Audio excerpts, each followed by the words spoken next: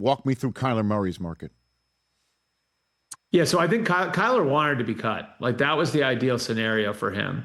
Was that, and because of the way offsets work, I won't bore everybody with a cap lesson here, but if your guarantee, if you've been cut, and your guarantee is at a number that no other team is going to match, then you have the ability to go play on the minimum somewhere in an offset and hand your old team the bill. So presuming nobody's going to pay Kyler $40 or $50 million this year, which I think is a fair presumption, he's going to go play on the minimum somewhere next year. The same way, Russell Wilson played on the minimum coming out of Denver when he went to Pittsburgh.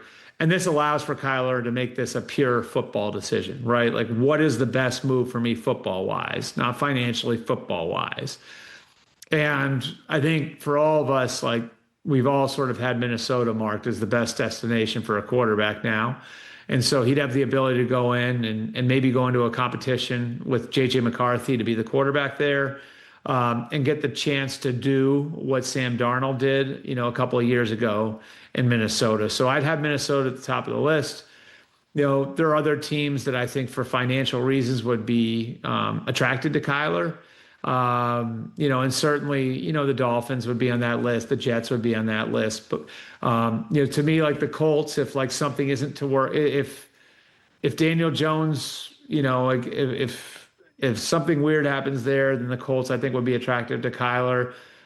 Would he go there as an insurance policy against Daniel Jones's Achilles? I don't know, but that would be another one to kind of look at. But that would be, I think, where the market would be for him. What's the transition tag decision time frame for Jones? Does it match up because Kyler's not going to want to sit around and wait for anything like that, right? So, like that's a ticking clock there. That's one follow-up question. And then if you wouldn't mind fashioning into your answer there, does that mean a quarterback competition in Minnesota?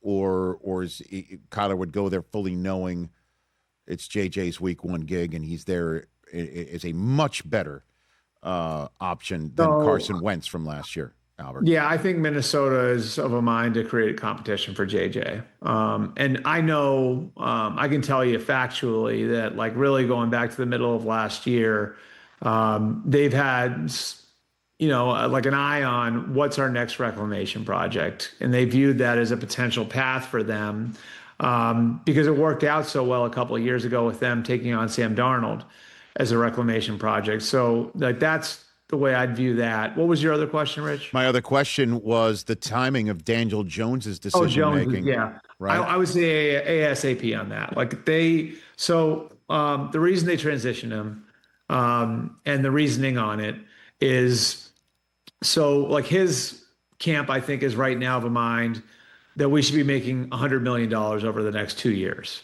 And that sounds like a lot, but that's based on, and that ask is based on where the franchise tag is, right? And so the franchise tag, you put two tags together, it comes out to roughly 96 over 2, which is close to 100, so round up. And he's looking for about $50 million per year. The transition tag takes that leverage point away from the player side, right? So you're not working off of that number, off of the number above 43 anymore. You're working off of a number that's above 37. And it also gives Daniel Jones a chance to go out and look on the market if he wants to. So, I like if you look at it right now, like it would be the Colts put something in front of him as far as a long-term deal, or he can sign the 1-year tender at just over $37 million. It gives, like, I think a little bit more flexibility, allows for the player to go and explore the market on his own. It's risky, of course, because you risk losing the player. And there's another piece to this that I think is interesting, which is the Alec Pierce situation, which they would like to get Alec Pierce re-signed. I think Alec Pierce is going to sign for somewhere between $25 and $30 million somewhere. But Pierce has communicated pretty clearly to them that he wants to know who his quarterback's going to be before he signs. So there are some moving parts there that I think you have to consider. And it's an interesting situation for sure for the Colts. My guess would be that Daniel Jones is back there. I think he wants to be there. The team wants him to be there.